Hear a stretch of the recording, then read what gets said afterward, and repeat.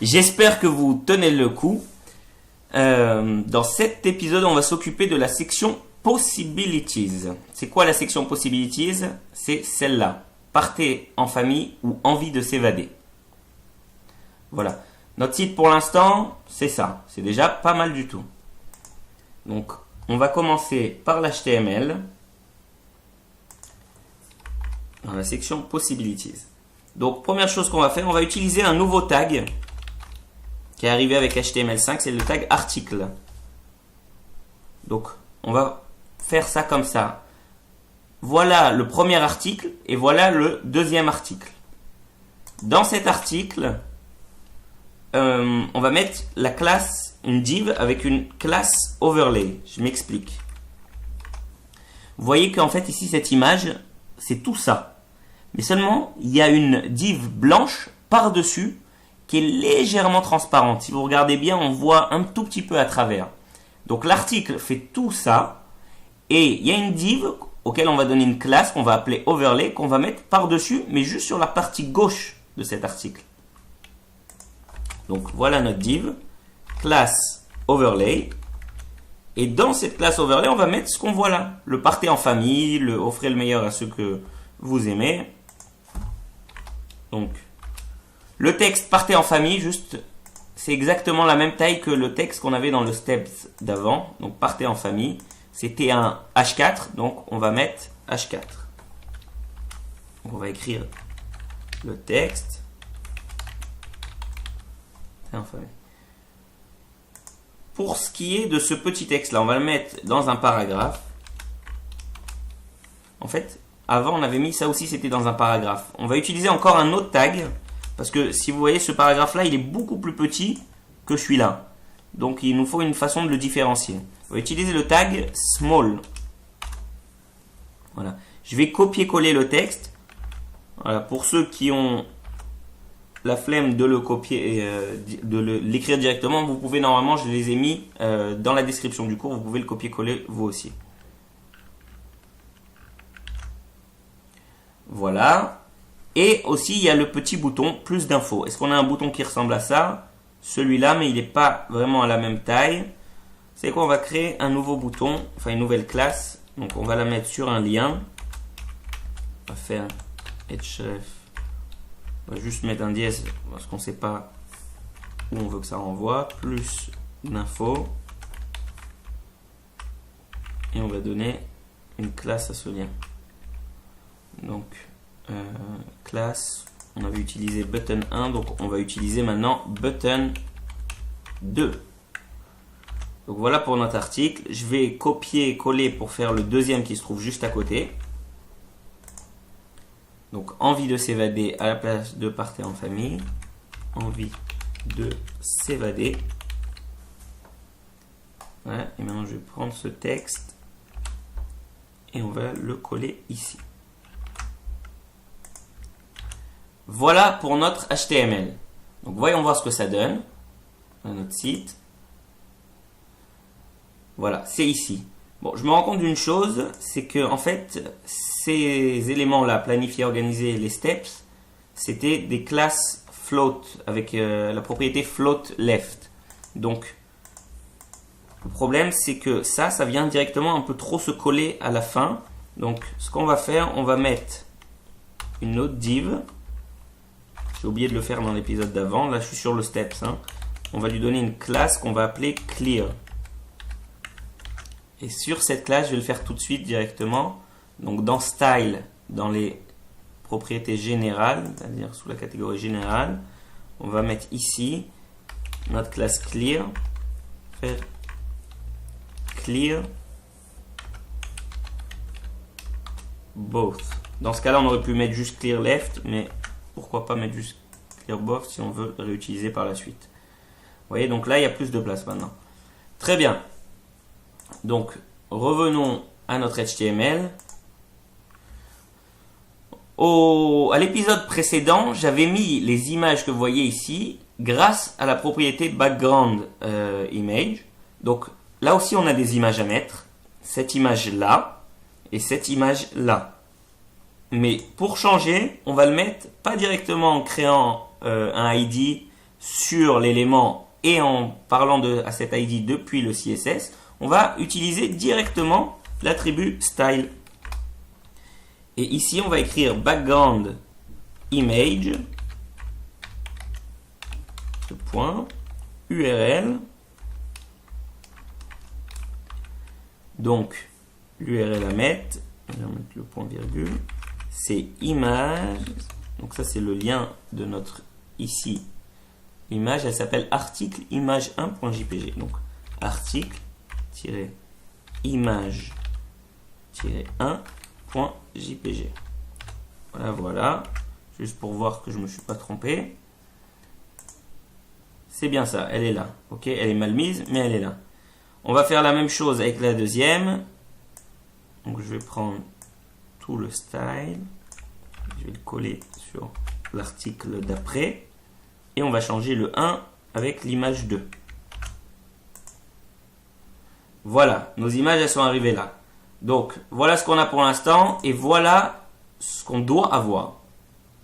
Okay, donc on va s'y mettre avec du CSS. Donc première chose, on va créer un petit commentaire pour dire que ici c'est la partie possibilities.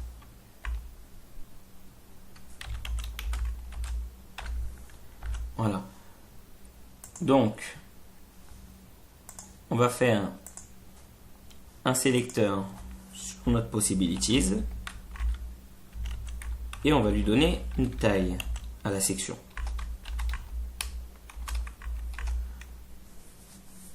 En fait, sa taille va être décidée avec le contenu, donc on va juste par contre l'éloigner de son contenu pour... Vous savez quoi, non, on va pas commencer par ça, on va commencer... Ok, il y a une couleur gris là de fond, donc on va lui mettre cette couleur gris de fond. Donc, background color, donc la couleur c'est dièse EF, EF, EF, virgule. Ok, on ne le voit pas parce qu'il y a les images par devant. Donc c'est maintenant qu'on va mettre le petit padding. On va le mettre par rapport à en haut et en bas surtout. On va mettre 60 pixels par rapport à en haut et en bas.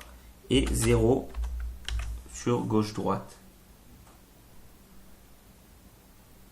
Voilà. Voilà, donc là on a déjà ce gris là. On voit, très bien. Ok, maintenant on va faire des choses sur les articles. Possibilities, articles. On va leur donner des tailles. Ok, la taille c'est ça, la taille. Tout ça, là ce que vous voyez ici, ça c'est un article. Donc la largeur, elle est de 460 pixels. Et la hauteur, elle est de 270 pixels. Voilà. On va voir ce que ça donne. Très bien, ça commence à ressembler déjà un peu plus. Donc ils se sont mis les uns en dessous des autres. Donc on va utiliser encore la propriété float left. Par contre cette fois-ci, donc voilà, ils se sont mis les uns à côté des autres. Mais je vais directement mettre notre clear. Donc cette div là, on va la mettre aussi à la suite des deux articles. Pour pas que ça interfère avec la suite. Voilà. Très bien. Donc maintenant, on a notre CSS.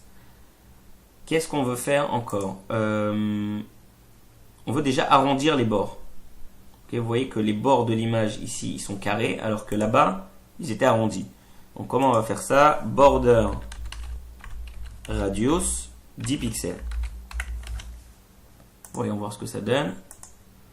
Voilà, les bords de nos articles sont maintenant arrondis. Très bien.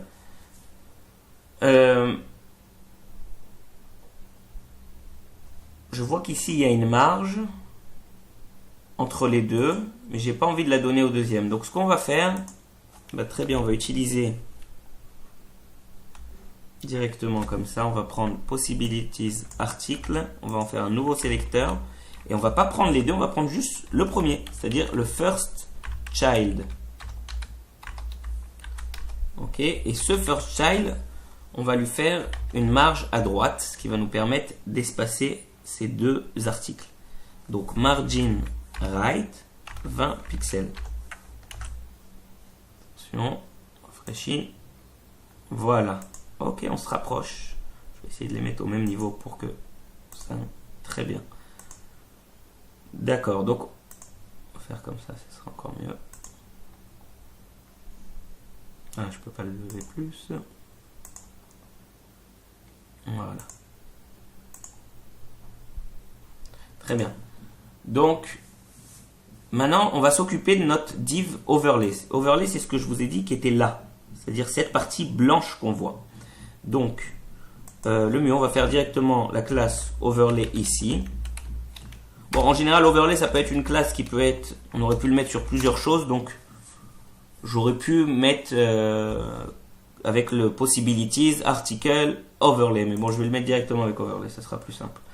Donc, là, dans notre overlay, on veut donner une transparence. Très, très légère transparence.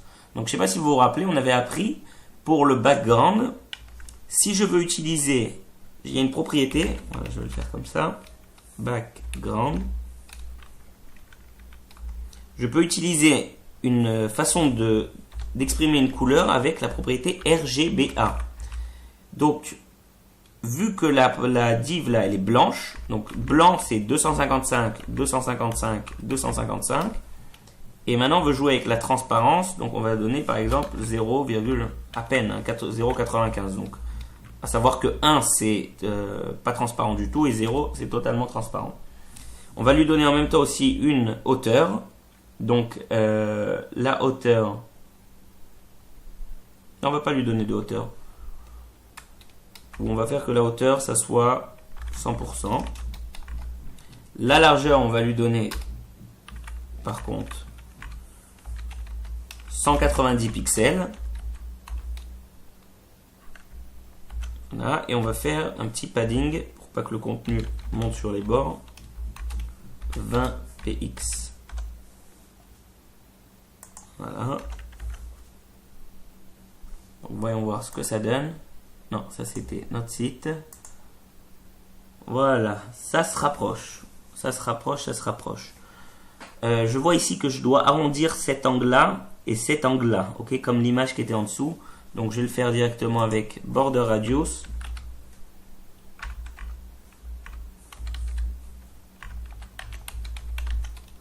Et on va arrondir le premier et le dernier.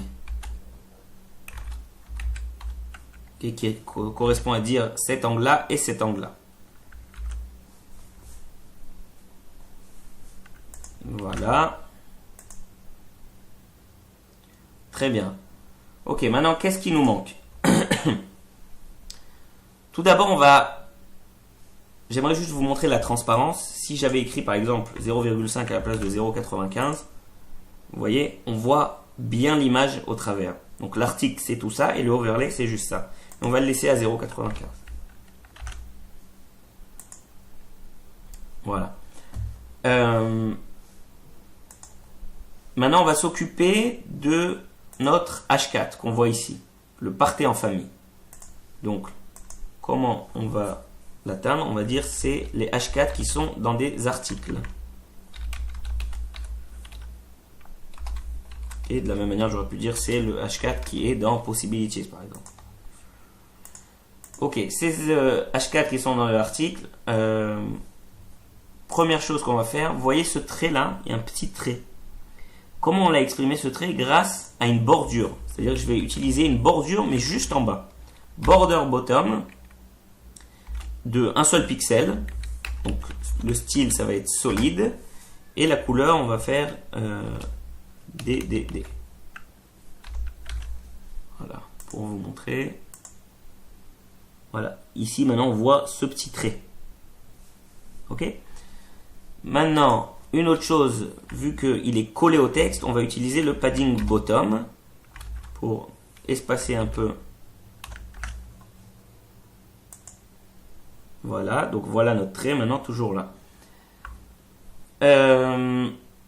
Autre chose qu'on veut faire, le texte il n'est pas en majuscule, donc on va le mettre en majuscule. Donc texte transform uppercase. J'aurais pu écrire mon texte directement en majuscule, hein, mais encore plus simple comme ça. Voilà, partez en famille. On le voit ici. Très bien. Et le texte, il est aussi... qu'est-ce qui manque par rapport à là?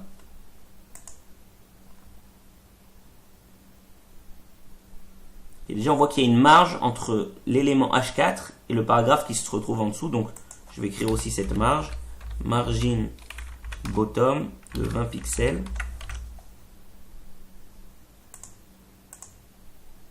Voilà. Et le texte, il est surtout centré. Donc là, si j'écris maintenant text line center. Voilà. Voilà, il est centré maintenant. Ok, maintenant... on va s'occuper de ça. Offrez le meilleur à... Est-ce qu'on a fini avec le reste? Oui. Offrez le meilleur à ceux que vous aimez. Donc ça, on l'avait mis dans... Où on l'avait mis? On l'avait mis dans un P qui était dans un small. Le small, c'est un élément général. Donc on va aller le mettre directement. On va... Vous savez quoi? On va aller dans l'endroit qui est général, dans le CSS. Et là, on va écrire... la classe, pardon, pas la classe, c'est un tag, donc c'est l'élément directement, small. Et on va lui donner quelle valeur? Donc il est plus petit. La police, elle est de 13 pixels. La couleur, est-ce que c'est la même qu'ici? Est-ce que notre couleur, c'est la même? Oui, donc j'ai pas besoin de m'occuper de la couleur. Mais par contre, je vais m'occuper du fait que c'est écrit en italique. Comment on fait ça? En faisant font style. J'ai pas mis le point virgule. Font style italique. Je rafraîchis. Et voilà mon texte. Ok, en fait, je devrais aussi le centrer. Est-ce que je le mets dans le small? Non, on va le mettre directement parce que pas tous les textes sont obligés d'être centrés. Donc on va le mettre pour, si vous voulez, on va dire juste pour la section possibilities, les small qui sont dans les possibilities. Et ici on va écrire text align center. Voilà. Donc là il était centré et là il est maintenant. Non, il est toujours pas centré. J'ai dû faire une erreur d'écriture. Ok, 2 petites secondes. Voilà, elle est là mon erreur. Possibilities.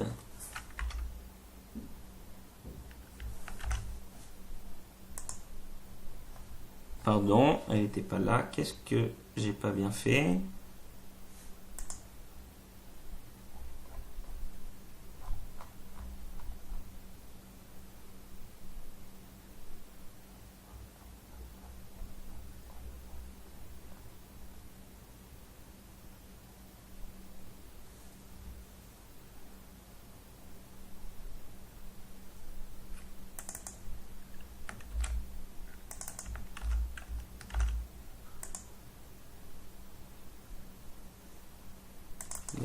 Dans le P.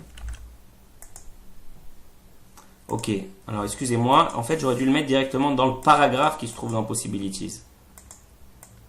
Ok, ça n'a pas marché directement dans le mettre dans le small, donc on l'a mis dans le paragraphe, parce que le texte est mis d'abord dans un paragraphe.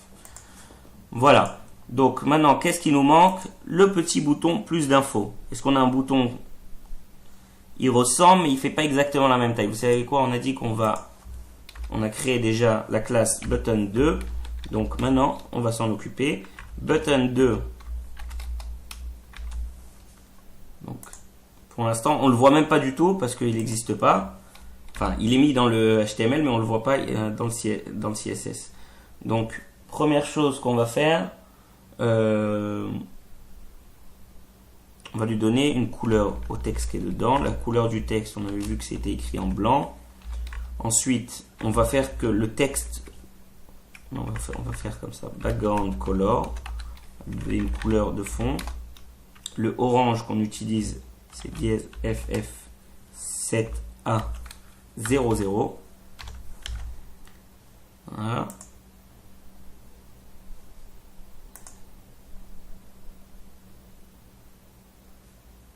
Ok, il s'est mis ici. Donc là, pas du tout au bon endroit. Donc, qu'est-ce qu'il faut qu'on lui fasse?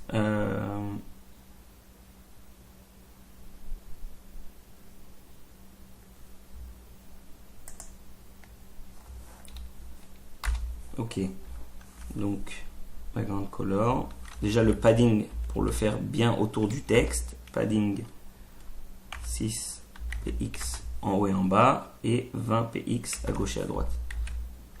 Ça c'est pour définir combien il y aura de orange autour de notre texte.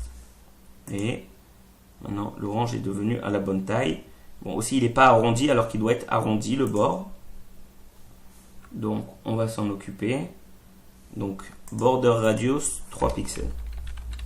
Border radius 3 pixels.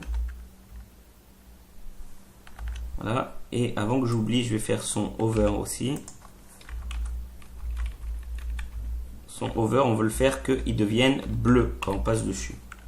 Donc bleu, la couleur de fond bleu, c'est 02 B8 DD. C'est le bleu un peu turquoise comme ça. Voilà. Donc, non, ça c'était notre site de référence. Et voilà, notre site, quand je passe dessus, il devient bien bleu. Maintenant, il faut le mettre au bon endroit. Donc,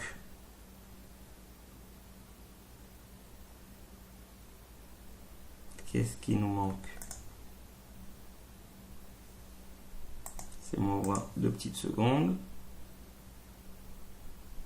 Là, j'utilise un outil qui me permet de sélectionner et de voir ce qui se passe réellement dans ma page. C'est un outil de Google Chrome. Je vous l'expliquerai dans des cours suivants qu'on fera ensemble directement.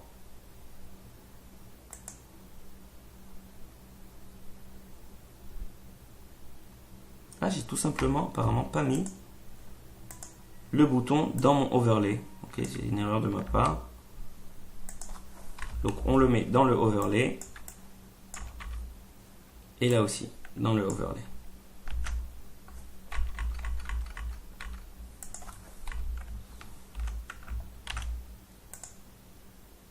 Très bien, ok. Donc maintenant, une autre petite chose, il n'est pas espacé du paragraphe. Donc on va faire une marge depuis le paragraphe. Ok, donc styles. Le paragraphe, on va lui faire une marge en bas. Margin bottom. 20 pixels. Et il n'est pas centré. Donc il faut juste que je centre le bouton. Donc ce qu'on va faire, plusieurs façons de le faire.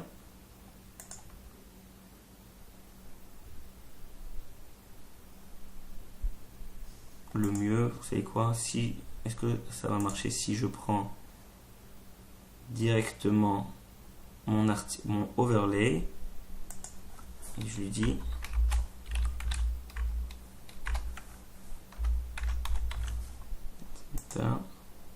voilà, j'ai pris mon overlay et j'ai fait qu'il centre tout son contenu par rapport à lui directement. Donc voilà notre section pour l'instant. Est-ce qu'on a fini? On va essayer de la mettre au même niveau. Voilà. Et ben oui, c'est exactement la même chose. Très bien. Donc c'est fini pour la section des possibilities.